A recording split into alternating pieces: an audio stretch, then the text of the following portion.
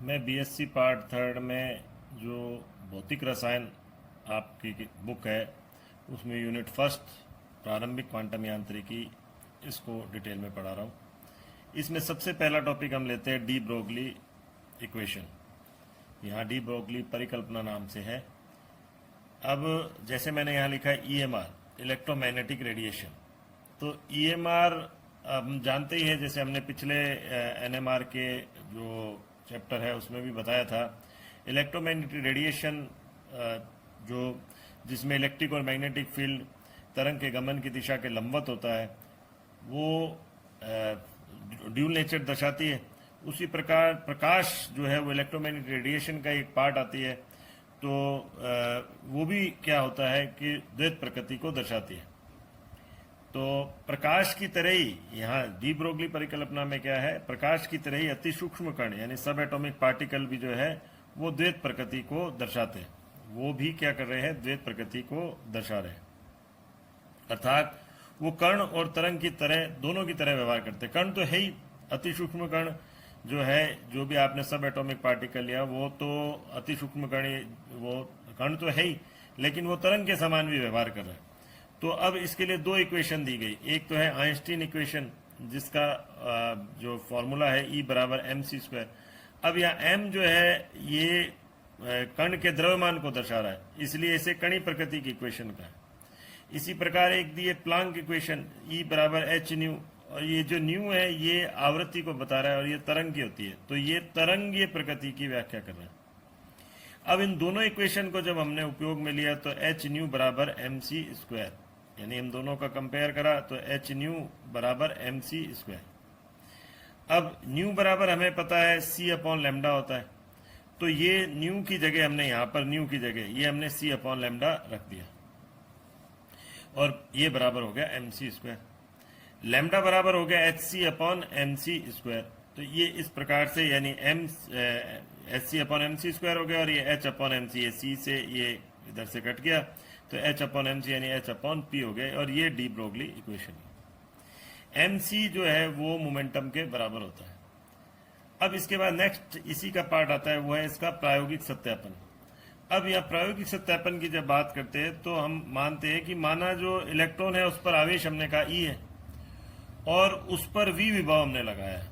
माना जो इलेक्ट्रॉन है उस पर आवेश तो E है और उस पर हमने V विभव लगाया है, और उस स्थिति में उसकी काइनेटिक एनर्जी या गतिज ऊर्जा किसके बराबर हो गई, हाफ mv² के बराबर। तो जो VE है, जो हमने V लिया है और E लिया है, इसको हमने किसके बराबर बोल दिया, हाफ mv² के बराबर कह दिया। तो ये दो को हमने यहाँ मल्टीप्लाई करा, ये रहा दो को हमने इससे मल्टीप्लाई करा, तो 2eV किसके बराबर हो गया, mv² के बराबर। तो 2meV, m से दोनों तरफ मल्टीप्लाई करा हमने, तो 2meV बराबर हो गया m²v²। और इससे हमारा रिजल्ट निकला, हमने अंडर रूट लिया तो mv किसके बराबर हो गया, √2meV। क्लियर है। अब नेक्स्ट पेज की बात करते हैं।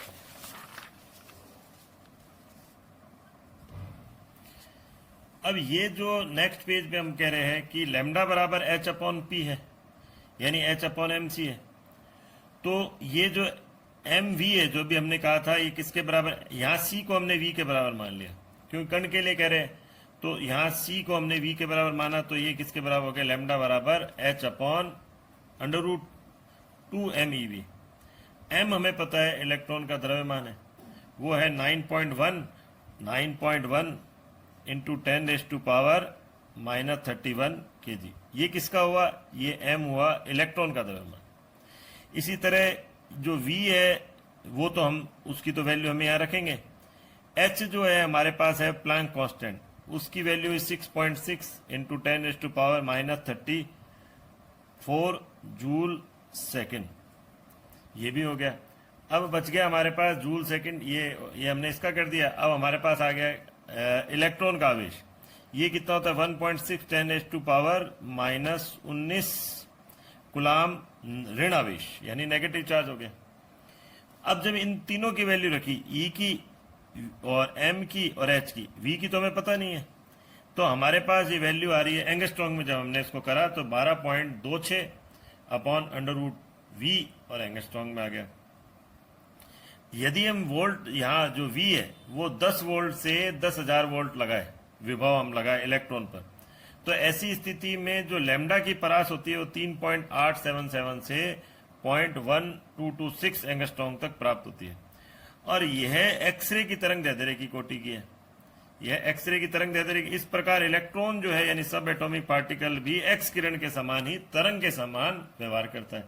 यानी जैसे एक्सरे जो होती है वो किसके समान व्यवहार करती है, वो तरंग के समान व्यवहार करती है। इसलिए इलेक्ट्रॉन चूंकि उसकी भी परास वही आई है जो एक्सरे की आई है, तो वो भी तरंग के समान व्यवहार करती है।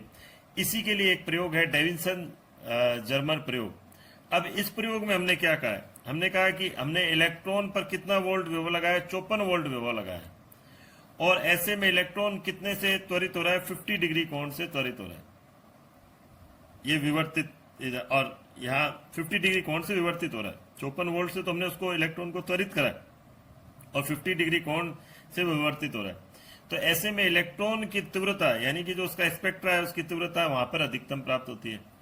अब इस अवस्था में लैम्डा का मान जो हमें प्राप्त हो रहा है वो हो रहा है 1.668 एंगस्ट्रॉम, जो एक्स किरण के तरंग दैर्ध्य के ही लगभग समान है। यानी कि अब यह भी सिद्ध कर रहा है प्रयोग कि जो इलेक्ट्रॉन है वो किसके समान व्यवहार कर रहा है, वो एक तरीके से एक्सरे के समान ही व्यवहार कर रहा है। ये प्रयोग सिद्ध करता है कि इलेक्ट्रॉन भी एक्स किरण के तरह ही व्यवहार करता है। अतः एक्स किरण के लिए लागू जो ब्रेग समीकरण है वो इलेक्ट्रॉन पर भी लागू की जा सकती है। तो ब्रेग इक्वेशन कौन सी है, एन लैम्डा बराबर 2d साइन थीटा। अब एन बराबर 1 2 3 ऑर्डर होता है, ये विवर्तन की कोटि होती है जो एन बराबर 1 2 3 होगा। अब यहाँ ये जो एन लैम्डा है ये क्या होता है, वास्तव में ये पथांतर के बराबर होता है। यानी ब्रेग समीकरण के लिए आवश्यक है पथांतर जो है लैम्डा का पूर्ण गुणा, जो यानी जो पथांतर है वो एन लैम्डा यानी 2d साइन थीटा के बराबर हो गया। और पथांतर एन लैम्डा के बराबर होने के लिए जरूरी है कि वो जो एक्सरे है वो उनके लिए वो समान कला में होनी चाहिए। अब ये चीज जो है ये BSc part first physical chemistry solid के चैप्टर में आती है, तो हम तो केवल इसके द्वारा हम बोर अभिग्रहित की पुष्टि करेंगे। अब ब्रेग समीकरण के लिए आवश्यक है कि पथांतर लैम्डा का पूर्ण गुणा जो ये मैं कह ही चुका हूं आपको। इसी प्रकार इलेक्ट्रॉन के नाभिक के चारों ओर गमन करने के लिए भी आवश्यक है कि वो समान कला में हो। ये रहा इस तरीके से, अगर तरंग इस तरीके से आपस में मूव करके और वापस ऐसे ही वापस मिल जाती है जो ऊपर के इस तरह से, यानी बिल्कुल सेम फेज में जैसे यहाँ ही मिल रही है, लेकिन यहाँ ये नहीं मिल रही, तो ये विपरीत कला में हुई। तो हम कह रहे तरंग समान कला में हो, इसके लिए क्या आवश्यक है कि जो हमने कहा था पथांतर, तो यहाँ पथांतर नहीं लेकर हम कहेंगे परिधि लेंगे। तो ये जो परिधि है वो किसके बराबर, परिधि सर्कमफ्रेंस जो होता है वो 2 पाई आर होता है किसी वृत्त का, तो ये हो गया एन लैम्डा के बराबर। हमने कहा पथांतर किसका हो, एन लैम्डा का, जैसे इसमें हमने कहा पथांतर एन लैम्डा के, तो ये इसके बराबर। तो लैम्डा बराबर हमने डी ब्रोगली इक्वेशन से रख दिया एच अपॉन एम वी। अब जब हमने एम वी आर को इधर से इधर की तरफ लिया तो एम वी आर बराबर एन एच अपॉन 2 पाई आया। यही बोर अभिग्रहित है। बोर अभिग्रहित क्या कहता है, बोर अभिग्रहित ये कहता है कि इलेक्ट्रॉन उन्हीं कक्ष में घूमते हैं जहां उसका कोणीय संवेग h अपॉन 2 पाई का सरल गुणज हो। यानी बोर अभिग्रहित क्या कहता है, इलेक्ट्रॉन उन्हीं कक्षा में घूमते हैं जहां उसका कोणीय संवेग h अपॉन 2 पाई का सरल गुणज हो। ये है कोणीय संवेग mvr, यानी एंगुलर मोमेंटम किसका, h अपॉन 2 पाई का। तो इस प्रकार हमने डी ब्रोगली इक्वेशन के द्वारा हमने बोर अभिग्रहित की पुष्टि की है। मैं आज बीएससी पार्ट 3 में क्वांटम केमिस्ट्री में हाइजेनबर्ग अनिश्चितता सिद्धांत के बारे में बता रहा हूँ। ये हमें पता है जैसे नाभिक के चारों ओर इलेक्ट्रॉन मूव कर रहे हैं, ये इलेक्ट्रॉन मूव कर रहा है, तो ये केवल इलेक्ट्रॉन के लिए नहीं, ये सिद्धांत दिया गया है कि यानी कोई भी गतिशील कण, जैसे कोई गतिशील कण है, उसकी किसी निश्चित समय पर, यानी हम एक पर्टिकुलर टाइम पर अगर ज्ञात करना चाहे, स्थिति व संवेग एक साथ सही ज्ञात किया जाना असंभव है। यानी यथार्थता से स्थिति और संवेग एक साथ एक ही समय पर ज्ञात किया जाना संभव नहीं है, असंभव है। तो ये हम कह रहे हैं, अगर हम मान लो इस कण की, इलेक्ट्रॉन की बात करते हैं, यहाँ गतिशील कण हमने कौन सा मान लिया, इलेक्ट्रॉन है, तो इसके चारों ओर, नाभिक के चारों ओर इलेक्ट्रॉन मूव कर रहा है। तो अगर मान लो हमने इसकी स्थिति सही रूप से ज्ञात कर ली, तो संवेग में अनिश्चितता हो जाएगी। और यदि हमने मान लो संवेग सही सही ज्ञात कर लिया तो हम स्थिति को सही रूप से ज्ञात नहीं कर सकते। तो ये जो रिलेशन दिया हाइजेनबर्ग ने, ये है स्थिति में अनिश्चितता यानी डेल्टा एक्स, और डेल्टा पी ये हो गया संवेग में अनिश्चितता, equal and greater than H upon 4 पाई। संवेग को हमने लिख दिया द्रव्यमान इंटू वेग, और फिर हमने इसको m को इधर नीचे की तरफ ले गए, तो delta x delta we equal and greater than H upon 4 pi m। तो ये डेल्टा एक्स हो गया स्थिति में अनिश्चितता और डेल्टा पी हो गई संवेग में अनिश्चितता। और इसी तरह से डेल्टा वी भी जो हो गया यानी वेग में अनिश्चितता। तो हम ये रिलेशन केवल स्थिति और संवेग के लिए ही नहीं कह सकते, बल्कि स्थिति और वेग के लिए भी ये रिलेशन कह सकते हैं। अब हम मानते हैं कि मान लो हमने कण की यानी जैसे घूमता कण है, इसकी स्थिति को सही से ज्ञात कर लिया, यानी हमने एक्स जो है वो तो बिल्कुल निश्चित रूप से ज्ञात कर लिया। तो अगर हमने एक्स निश्चित रूप से ज्ञात कर लिया तो यानी स्थिति में जो अनिश्चितता होगी, अनसर्टेनिटी इन पोजिशन, वो क्या हो जाएगी, घट जाएगी। अगर वो घट गई तो ऐसी स्थिति में ये रिलेशन जो हमारे पास है डेल्टा एक्स डेल्टा पी, ये आपका कम हो गया, यानी ये डेल्टा एक्स कम हो गया, तो डेल्टा पी यानी ये पोजिशन मोमेंटम यानी क्या हो गया, संवेग में अनिश्चितता क्या हो जाएगी आपके, बढ़ जाएगी। तो ये कम होने पर ये बढ़ जाएगा। और सेम ऐसे ही अगर मान लो आपने डेल पी को सही से ज्ञात कर लिया, संवेग को या वेग को सही से ज्ञात कर लिया, तो ऐसी स्थिति में डेल्टा पी क्या हो जाएगा, कम हो जाएगा, या डेल्टा वी क्या हो जाएगा, कम हो जाएगा। तो ऐसे में डेल्टा एक्स का मान क्या हो जाएगा, बढ़ जाएगा, यानी स्थिति में अनिश्चितता बढ़ जाएगी।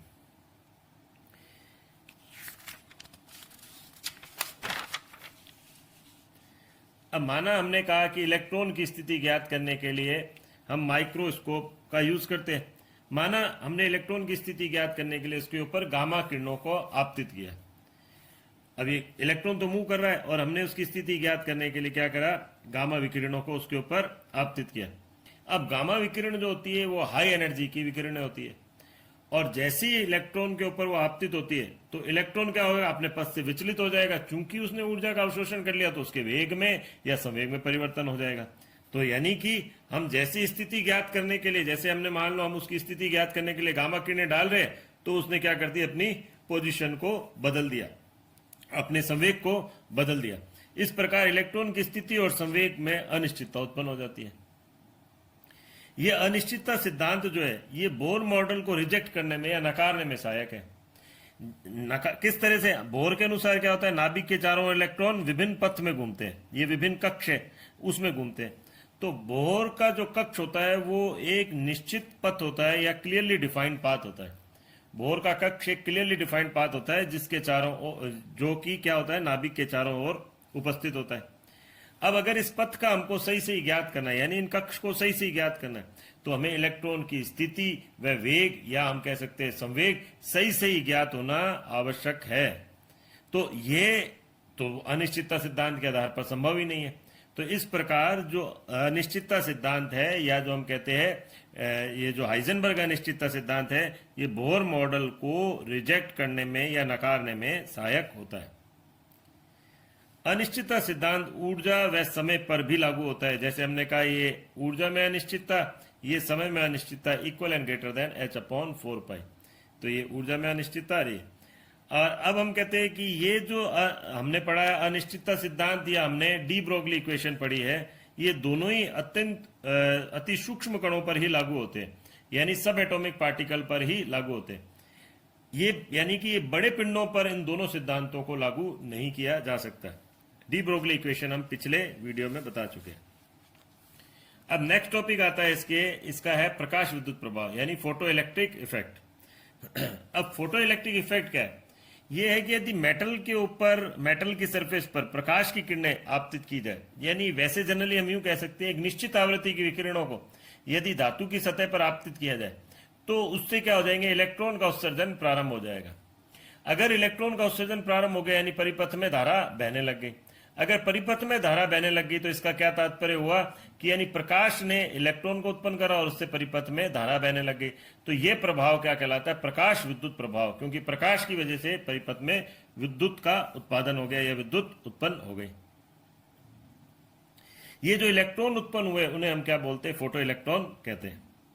अब यहां यह ध्यान रखने की बात है कि जो इलेक्ट्रॉन होता है वो नाभिक से आकर्षित रहता है, वो नाभिक के आकर्षण बल से बंधा हुआ रहता है, और उसको हमको अलग करना है। तो उसको अलग करने के लिए हमें एक निश्चित आवृत्ति की या निश्चित ऊर्जा की विकिरण तो डालनी ही पड़ेगी। जैसे मान लो नाभिक के अंदर, ये सरफेस के अंदर, मतलब जो भी हमने पदार्थ लिया या मेटल लिया उसमें अंदर बंधा हुआ है आकर्षण से, और हमने क्या करा, एक निश्चित आवृत्ति की विकिरण को उसके ऊपर डाला। तो निश्चित तो होना ही चाहिए कि जिससे वो निकल सके, जिससे क्या कर सके, धातु की सरफेस से निकल सके। तो उससे हम ऊर्जा को क्या बोलते हैं, दहली ऊर्जा या दहली आवृत्ति कहते हैं।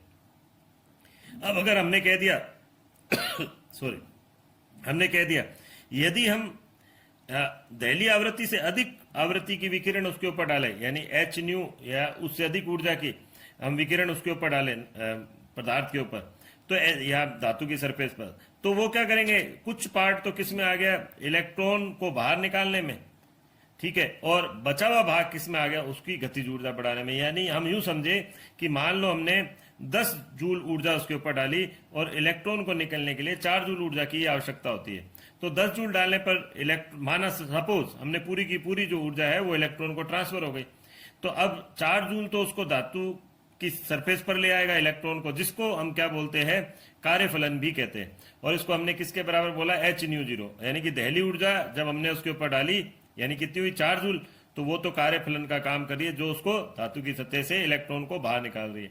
और बचा हुआ 6 जूल किसके काम आ रहा है, बचा हुआ 6 जूल उसकी गतिज ऊर्जा बढ़ाने में काम आ रहा है। तो हमने इसको इस रिलेशन से दिखाया, यानी एच न्यू बराबर एच न्यू जीरो यानी दहली ऊर्जा और plus half M B square. इस दहली ऊर्जा को हम दूसरे तरीके से कार्यफलन भी कह सकते हैं, फाई जीरो से, यानी कार्यफलन क्या हुआ, जो क्या कर रहा है धातु को, कार्यफलन यानी हम यही कह रहे हैं कि जो धातु से बाहर निकालने में जो कार्य कर रहा है, यानी ये कह रहा है कि जब दहली ऊर्जा अथवा दहली ऊर्जा के बराबर का फोटोन धातु पर आपतित होता है तो वह धातु से इलेक्ट्रॉन को बाहर निकालने का कार्य करता है, तो इसे हम क्या बोलते हैं, कार्यफलन भी कहते हैं। तो इसलिए एच न्यू जीरो को यानी दहली ऊर्जा को हम किसके बराबर बोल रहे हैं, कार्यफलन के बराबर भी कह रहे हैं। तो हाफ एम बी स्क्वायर, और ये हमने ले लिया हाफ एम बी स्क्वायर बराबर H nu minus H zero, यानी एच ब्रैकेट में हमने लिख दिया न्यू माइनस न्यू जीरो। तो इस प्रकार इस प्रयोग से क्या निष्कर्ष निकाल सकते हैं, तो इस प्रकार इस प्रयोग से निष्कर्ष निकलता है कि यानी ये जो है धातु से इलेक्ट्रॉन का उत्सर्जन होगा वो वास्तव में किस पर निर्भर कर रहा है, वो निर्भर कर रहा है धातु की प्रकृति पर। यानी प्रत्येक धातु के लिए एक निश्चित आवृत्ति की विकिरण का ही आपको उपयोग करना पड़ेगा। जैसे हम कहते हैं कि अगर मान लो मेरे को इलेक्ट्रॉन को पोटेशियम क्योंकि उसमें लूजली बाउंड होते हैं, तो पोटेशियम से इलेक्ट्रॉन को उत्सर्जन निष्कासित करना है, तो हम क्या कहेंगे, दृश्य प्रकाश ही काफी होगा। लेकिन अगर मान लो जिंक धातु से निकालना है तो हमें क्या करना पड़ेगा, उच्च ऊर्जा के विकिरणों को उपयोग में लाना पड़ेगा। एक दूसरी बात, अगर हम कहते हैं कि अगर उत्सर्जित इलेक्ट्रॉन की संख्या बढ़ रही होती है तो वो डिपेंड करता है जो आपने आपतित प्रकाश डाला है उसकी तीव्रता पर, यानी उत्सर्जित इलेक्ट्रॉन की संख्या आपतित प्रकाश की तीव्रता के समानुपाती होता है। अब आता है इलेक्ट्रॉन की गतिज ऊर्जा, वो प्रकाश की आवृत्ति पर निर्भर करती है, ना कि तीव्रता पर। ही हमने कह दिया था कि अतिरिक्त जो ऊर्जा होती है वो किसके काम आ जाती है, वो दहली ऊर्जा के अतिरिक्त जो ऊर्जा होती है वो उसकी गतिज ऊर्जा बढ़ाने के काम आती है इलेक्ट्रॉन की। अब इस रिलेशन को जब हमने ये लिया, जैसे हमने अभी पिछले में कहा था एच न्यू बराबर H nu zero plus half M B square, तो यानी हाफ एम बी स्क्वायर किसके बराबर हो गया, H nu minus H zero, ये रहा half M B square H nu minus H zero, या एच न्यू जीरो को हमने फाई से कह दिया। तो ये एक तरह से कौन सा रिलेशन हो गया, वाई बराबर एम एक्स माइनस सी के बराबर। तो ये स्ट्रेट लाइन इक्वेशन है। एम तो जो एक्स है उसकी जगह तो हमने क्या ले लिया, ये एक्स की जगह तो हमने कह दिया न्यू, ये रहा न्यू, और y जो है वो किसको दर्शा रहा है, हाफ एम बी स्क्वायर को, यानी ये रहा y, ये रहा y और हाफ एम बी स्क्वायर को। तो ये स्लोप जो है किसका काम कर रहा है, स्लोप हो गया h का, यानी इसका जो स्लोप होगा वो किसके बराबर होगा, वो होगा h के, ये रहा m स्लोप। और इंटरसेप्ट किसके हो गया, माइनस सी, यानी ये रहा माइनस सी, यानी माइनस फाई, या हम कहेंगे minus H nu zero. Last में हम ये कह सकते हैं वह धातुएं जिनके लिए आईपी का मान कम होता है, जैसे सीजियम, वह प्रकाश विद्युत प्रभाव के लिए सही धातुएं हैं। यानी कि जो फोटो वोल्टिक सेल ये जो बनाते हैं उनमें क्या आवश्यक होता है, उनमें कि ऐसी धातुएं लेनी चाहिए जिनके आईपी का मान कम हो, तो हम सीजियम को जनरली उपयोग में लाते हैं। और ये प्रकाश विद्युत प्रभाव है, ये विकिरण की कणीय प्रकृति की व्याख्या करता है, क्योंकि कोई कण ही टकराकर दूसरे कण को यानी कि इलेक्ट्रॉन को लिबरेट कर सकता है। तो आज हम इतना ही लेंगे और नेक्स्ट क्लास मैं अगले वीडियो में बताऊंगा आपको। Thank you.